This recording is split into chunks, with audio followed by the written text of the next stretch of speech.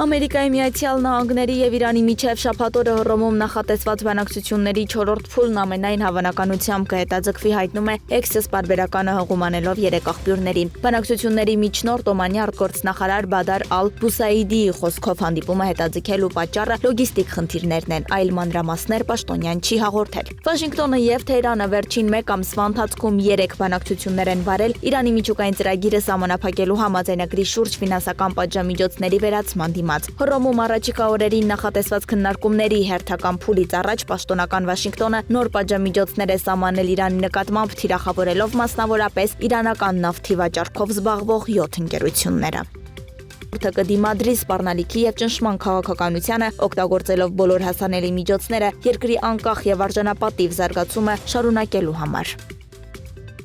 ԱՄՆ նախագահ Դոնալդ Թրամփն աշխատանքից ազատել է Սպիտակ տան ազգային անվտանգության հարցերով խորհրդական Մայք Ուոլցին, այդ պաշտոնը ժամանակավորապես կզբաղեցնի ԱՄՆ պետքարտուղար Մարկո Ռուբիոն։ Թրամփը տեղեկացրել է, որ Ուոլցը կդառնա մակում ԱՄՆ հաջորդ դեսպանն։ Իր հերթին Reuters-ը նշում է, որ նույն օրն ավելի վաղ մի քանի աղբյուրներ արդեն հայտնել էին, որ Թրամփը որոշել է Ուոլցին ազատել ԱՄՆ ազգային անվտանգության հարցերով խորհրդականի պաշտոնից։ Ուոլցը քննադատության էր ենթարկվել այն բանից հետո, երբ Միացյալ Նահանգների բարձրաստիճան պաշտոնյաների միջև Signal Messenger-ում բացված փակ խմբում սխալմամբ ավելացվել էր լրագրող, որը կարդացել էր Եմենին հարվածների վերաբերյալ հաղորդագրությունները։ Ուոլցի հեռացման մասին լուրն այնքան կտրուկ է եղել, որ ԱՄՆ պետքարտուղարության խոսնակ Թեմի Բրյուսն այդ մասին իմացել է լրագրողներից մամուլի ասուլիսի ժամանակ։ Ըստ Reuters-ի աղբյուրների, Մայք Ուոլցի տեղակալ Ալեքս Դուոնգը նույնպես հեռացվել է պաշտոնից։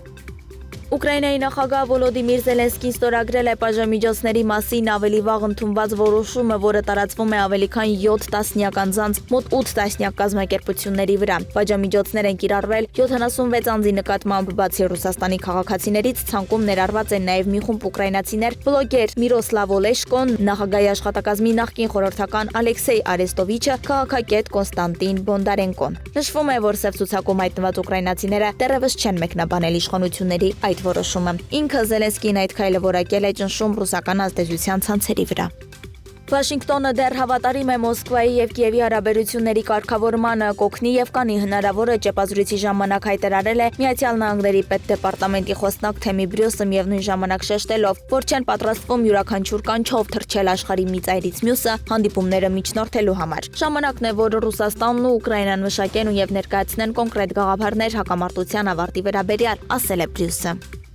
Իսրայելական ուժերը շարունակում են ռմբակոծությունների ենթարկել Գազայի տարբեր շրջաններ։ Առողջապահության նախարարության տվյալներով մայիսի 1-ին անկլավում զոհվել է 31 մարդ, իսկ մայիսի 2-ի լուսաբացից ի վեր 9 մարդ։ Գազայի կառավարության լրատվական գրասենյակը հայտարարություն է տարածել, նշելով, որ մինչ աշխարհը տոնում է աշխատավորների միջազգային օրը, Գազայի հատվածում տիրող իրավիճակը հանգեցրել է գործազրկության մակարդակի աննախադեպ աճի, կազմելով 50%, ինչը Գազան դարձնում է աշխարհի ամենաբարձր գործազրկության մակարդակ ունեցող տարածաշրջանների մեկը։ Գազայի հատվածի առողջապահության նախարարության գլխավոր տնօրենը հայտարարել է, որ անկլավի բնակչության 91%-ը տառապում է սննդային ճգնաժամից, Իսրայելի կողմից շարունակվող շրջափակման եւ մարտի 2-ից մարդասիրական օգնության մուտքի արգելքի պատճառով։ Գազան ապրում է սարսափելի մարդասիրական ողբերգություն, որտեղ իշխում են սովը, աղքատությունը եւ հիվանդությունները, նշել է նա։ Ալ-Բարշը կոչ է արել ՄԱԿ-ին պաշտոնական հայտարարություն հրապարակել Գազայի հատվածում սովի մասին, ընդգծելով, որ բժշկական ու մարդասիրական տվյալները հաստատում են, որ դրա համար կան բավարար պայմաններ։